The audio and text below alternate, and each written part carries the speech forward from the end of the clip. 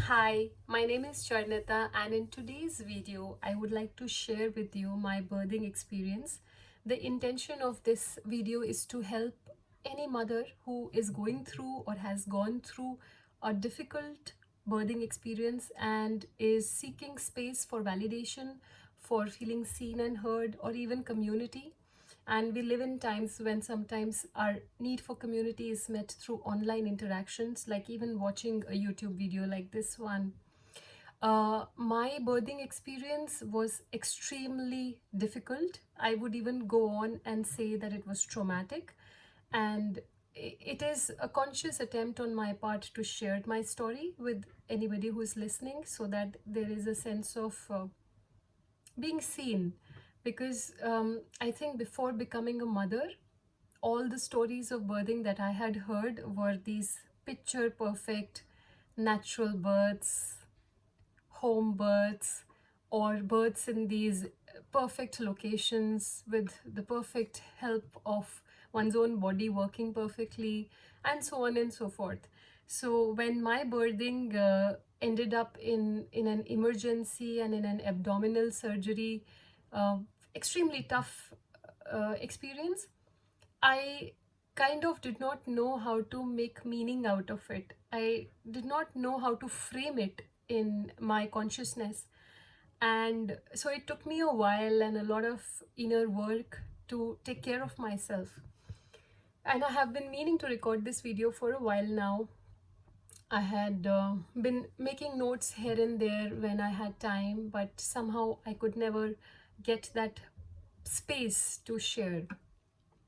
And I'm a highly sensitive empath, so for a person like me to experience birthing, which went, I would say, traumatic, was quite a journey.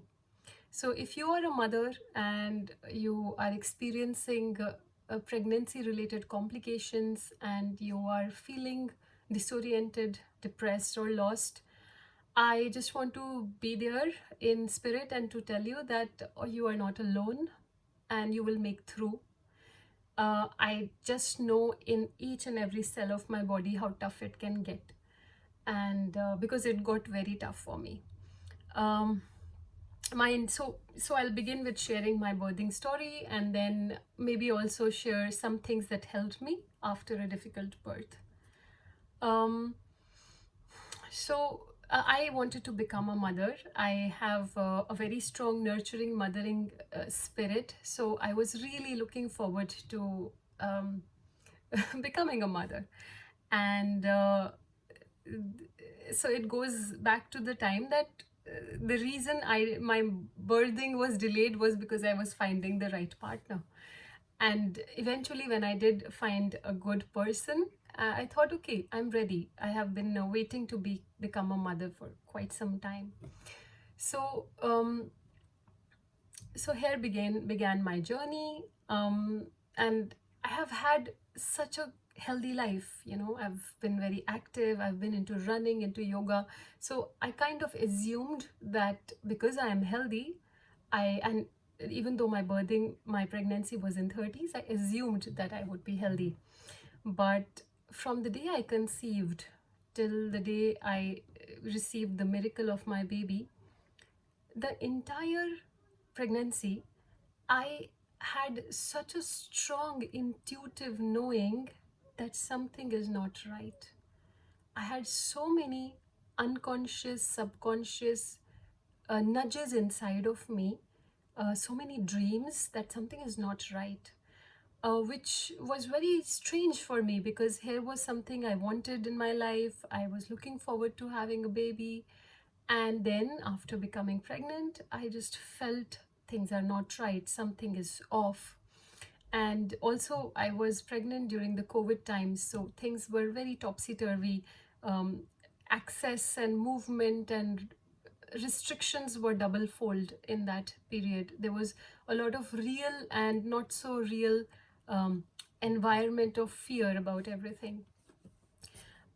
Yeah, so that psychological state where I felt something is not working was quite alive for me, which also resulted in consistent insomnia where I wasn't sleeping very well. I was not able to rest and relax. But since my willpower was very strong, I have a very strong need of accountability. I was doing my regular stretching, yoga, breathing exercises, taking care of the nutrition, because I could not control the dream and the scary images that I was getting in my dreams part, but I could control what I could control. So I was eating well, trying to do my best.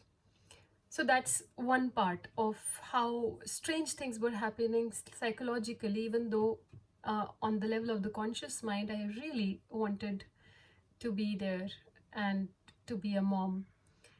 Um, with the medical dimension, so I was in India, in Chandigarh at that time, and I just remember that every time there was this date for me for visiting a doctor or getting an ultrasound, I had this very uncomfortable feeling of distrust and discomfort. I don't know why. Maybe because the system was at that point in time, and I think even now, very bureaucratic.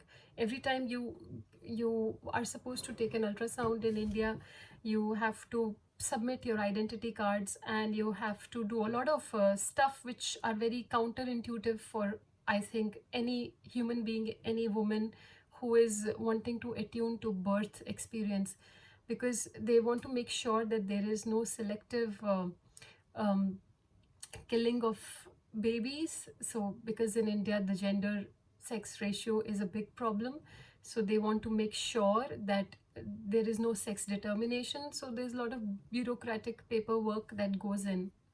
And in my experience, all of the ultrasound scans that I experienced, all the radiologists were male and they were not allowed to speak so much because of the legal story around, the patient might be wanting to know the sex of the fetus. So I found that very alienating. And in my ideal world, I wasn't supposed to be in India at the time of my birthing, because I was supposed to be where my husband is, which is in Sweden. And in Sweden, this legal requirement of bureaucracy is not there around sex determination. So for me, that was also an awareness that as a highly sensitive empath, I'm feeling very uncomfortable around the bureaucratic structure of the medical system, because the comfort of it was not mother centric system, it was something else centric system, which felt very off to me. Yeah. So but more than that, I just knew something is not right, or this system is not working in my favor, or pregnancy is not going in the direction of a healthy pregnancy. But I kept doing what I need to do to have a healthy pregnancy, because that's what I think I have learned in my lifetime, that you focus on what you want and you do what you can, even if the circumstances are not your way. But I can clearly tell you that my intuition was like, something is off, something is off. And I tried to do all of the online courses, get all the books one could read. I read many books, I tried to understand, but it was far beyond my cognition. And that was pure suffering to wake up. A lot of nights I woke up, in a sense, with a lot of fear and pressure in my system. So that is the part of pregnancy which I had definitely not prepared for, because I had a very linear cognition that if you want something, you will be happy on the way. But I was not happy, I was suffering. Most of the times I was suffering. So my gratitude towards having a baby became very intellectual, because the emotional aspect of becoming a mother, I was mostly stressed and scared and attuned to something is not going right. And also because maybe I had prepared for this ideal birth, which did not happen. So at that point in time, we transitioned another city from Chandigarh. I went to Delhi, and in my 33rd week, I kept getting this feeling, something is not right, something is not right. We go to the doctor. On the day we go to the doctor, on the same night I get admitted to the hospital and diagnosed with what is called preeclampsia, which is a condition where There is high blood pressure and protein loss in the urine, which means that it is extremely dangerous for the mother and the baby. Um, which somehow came to me as a relief, because it my system felt okay, thank goodness, now I know what is happening and what is not working, and something can be done about it. So I tried to find the best hospital I could find in New Delhi, and I think I did find a decent hospital. But again, the way in which the hospital worked was, I found many of its emotional and psychological aspects outright substandard. So I was unhappy with the way they were treating me. They were trying to sell me the most deluxe room and trying to commercialize the entire thing rather than being humane about it. Um, but I'm really grateful that the doctor who operated me was really skilled, and she helped the abdominal surgery that happened was really done well. And right after the surgery, so my situation was such that the baby was growth restricted, that after 33rd week the baby was not gaining weight, in fact it was inside me losing weight. So we had to be very fast about making a decision and getting myself operated.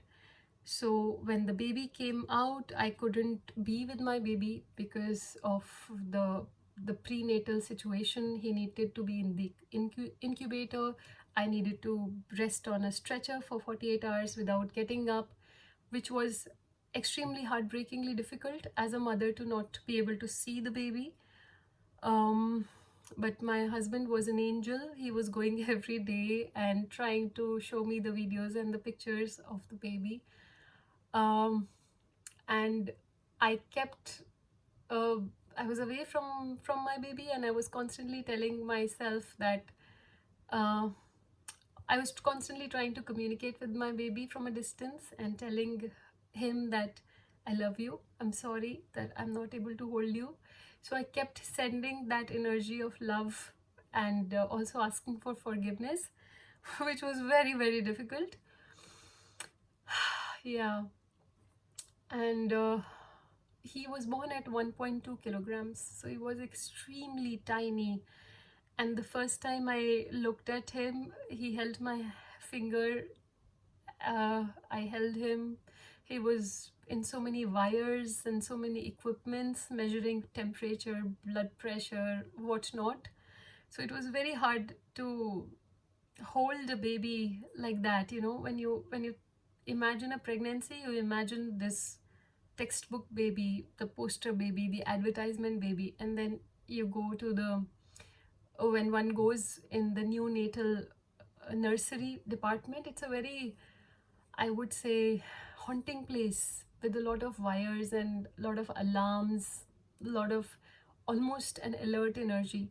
So when I held my son, it was like I was holding a little monkey, and there was a lot of pressure, both intellectual and physical, to restore his health, to get his weight up, to get him to feel healthy.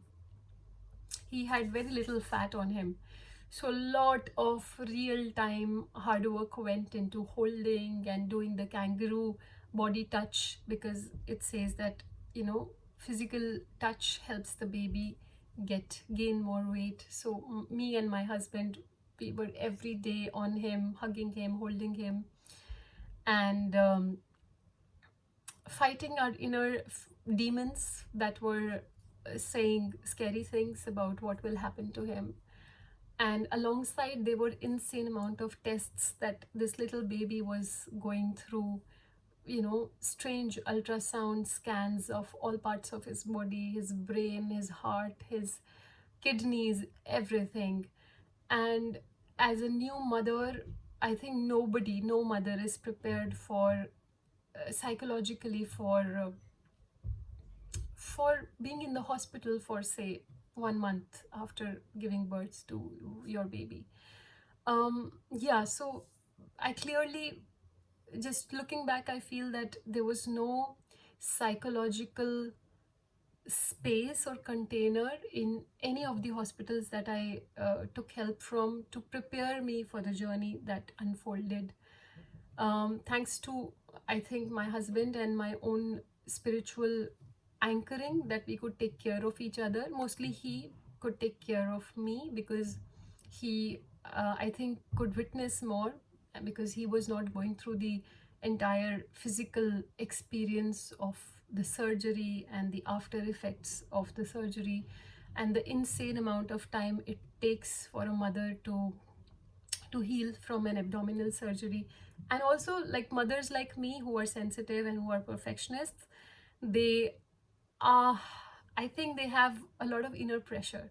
They tell themselves, like, I definitely felt like I was carrying this burden, that I did not have a perfect birth. What did I do wrong? What could I have done better? Very entrepreneurial in my inner talk, which I had to unlearn. I had to unlearn to expect myself to have perfect birth, and because that's what I in my mind had imagined, so I had to reframe my mind story into accepting my birth the way it was. So yeah, even it took us a month before we transitioned from the hospital space to a homely space. um, and still, because a new mother has to feed at night, I was extremely hyper vigilant, unable to rest after the birth, extremely scared as well, tensed if everything was all right. And and there's insane amount of upskilling a mother has to do, because she has to learn so many things: how to hold a little baby, how to feed a little baby. And at that point in time, he had to be fed with a cup because he was too small to suck from the breast. So I had to learn many things. And of course, I'm extremely grateful for the privileges that I had, that my husband could be by my side and help me with those times when we were like little lost children, suddenly having become parents. So yeah, I want to share now. So this was like little crux of my journey. I want to be very clear about the fact that it took me a very long time to recover my energy, because during my surgery I had lost a lot of blood. So it took me over, I think, 1 year to start feeling my body again properly, because the experience of the birthing was so intense that my system had gotten numb and disassociated. And I was breastfeeding, so I was also giving energy rather than getting recovery. And then by that time we had shifted to Sweden, so which meant I did not have family support and had to do a lot of things as a couple team. So yeah, so what helped me during this journey is I want to share with you, with the hope that this can help you as well. That if your birthing is not going the way you had imagined, I just want to assure you that it is still okay, that your child is still a miracle. And I try to give myself examples of all these godly figures and avatars and incarnations, like Karuna, like Krishna, like Jesus, even Buddha, because Buddha, Siddharth, had lost his mother soon after the birth. That all the great souls had difficult births. So that's what I, reframe your mental story to become more compassionate about your story. And Einstein, Isaac Newton, these were preterm babies. So I kept myself by giving these inspirations, that okay, you know what, not everybody has this perfect full term baby with a certain weight and certain appearance, but just look at how many beautiful souls have come in a way that your baby has come, and still the future holds so much for him. So what are the things? Reframe your mental story to be able to accept your birthing. Then listen to your body. There's so much pressure around bouncing back after birthing. I took my time to honor my body, to cultivate my relationship with my baby, because I was aware that this baby has already experienced separation at the time of right at the time of birth when I wanted to hold him.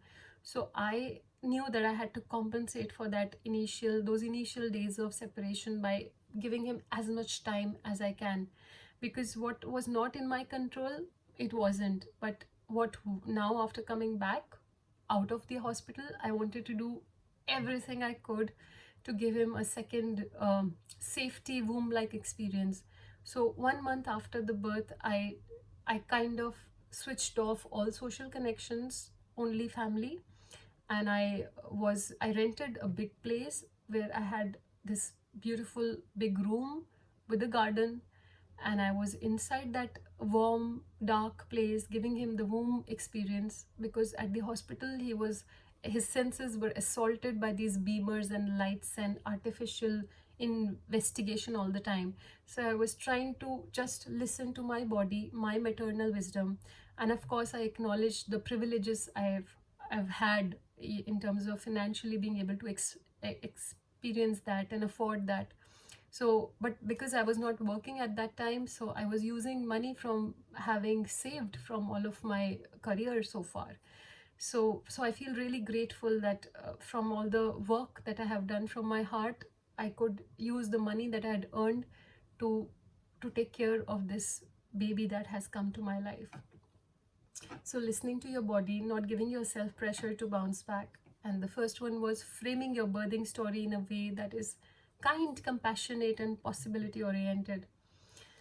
Uh, any breastfeeding new mom does not get good sleep. But how do you rest and how do you stay sane if you're not getting deep rest and sleep? My answer to that is doing sleep hypnosis, which is, I would say, a fancy word for yog nidra. You can just go to any online platform and just get a good yog nidra recording. It really helps you go through all of your body parts and relax, which is essential to recovery, your own recovery. I think it kept me sane, because 15 to 20 or 30 minutes of Yog Nidra, whenever I could find time, helped me deeply relax. And if you want more information, you can comment below. I also I would say that I got an emotionally safe, mom friendly place for sharing with a community my concerns.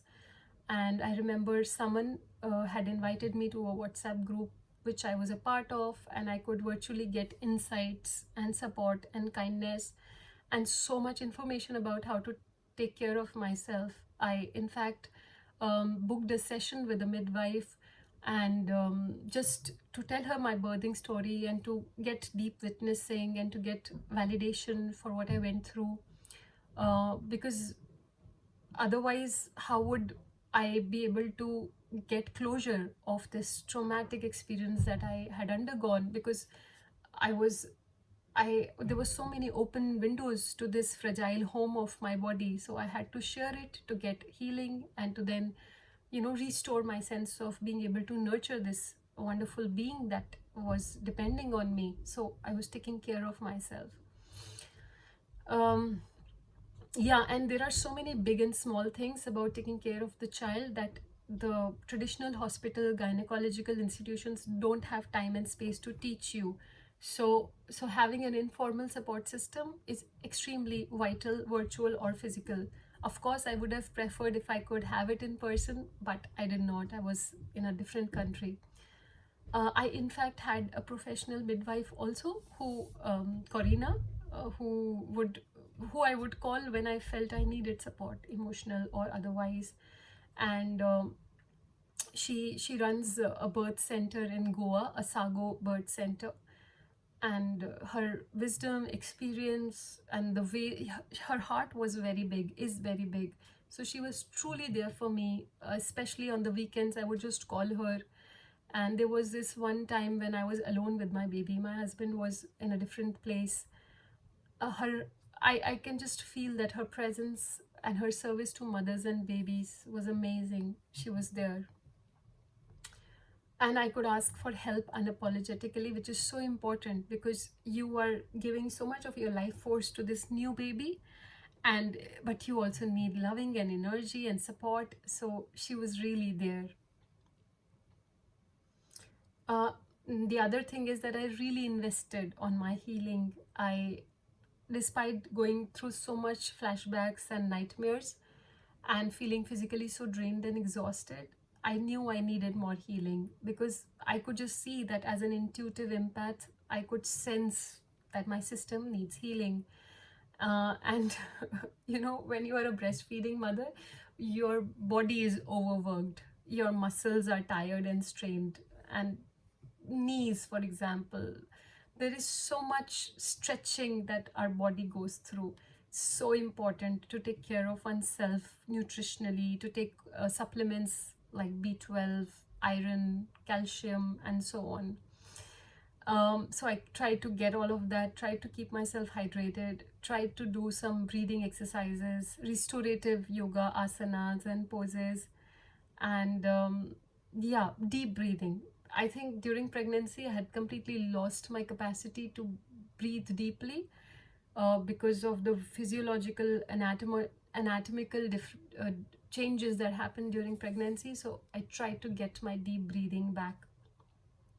I was in fact reading also another book that was helping me, which is this one by Lisa Marchiano, Motherhood, Facing and Finding Yourself.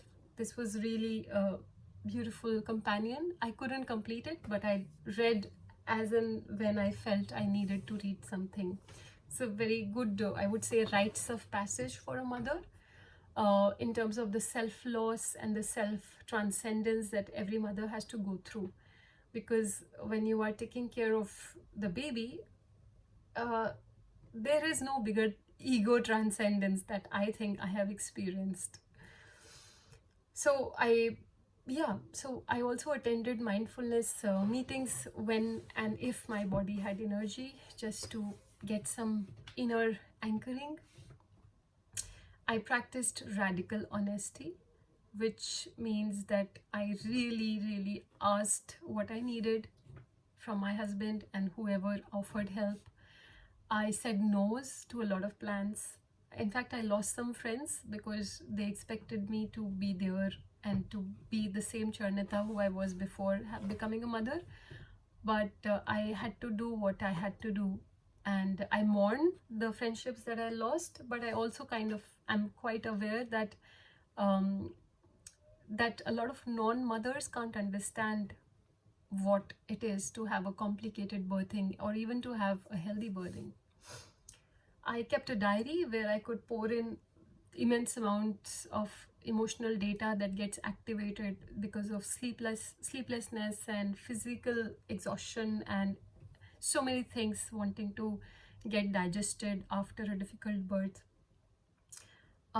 Yeah, so when I look around and I see so many tired, lonely, lost new mothers with their strollers, heavy strollers, pushing with a cup of coffee, tea around, I really, really feel that um, the systems around the world are not working. We need systems where there is more support for mothers.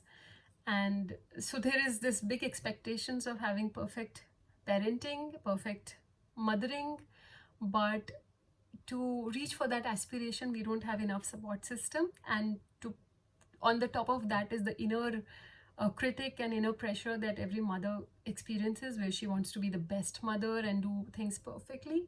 So that's my sharing, that you know, if you are somebody who has a similar story, I want you to give yourself a universal unconditional permission card to know that you have done so much and you are doing enough, and it's okay to just make mistakes and to not have things perfectly, but also very important to slow down, to rest, to take it easy, to be kind, to be gentle. If you are somebody who knows another to be mother who is going through prenatal distress like the way I went through, you should share this video so that they know that they are not the only one. And if there is somebody who's going through postpartum distress, please share this video.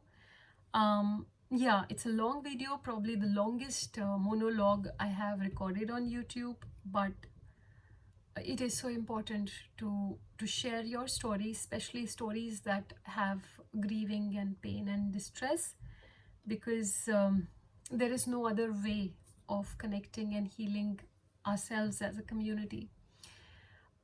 Yeah, thank you for watching, especially for those who made it through the entire video. Take care.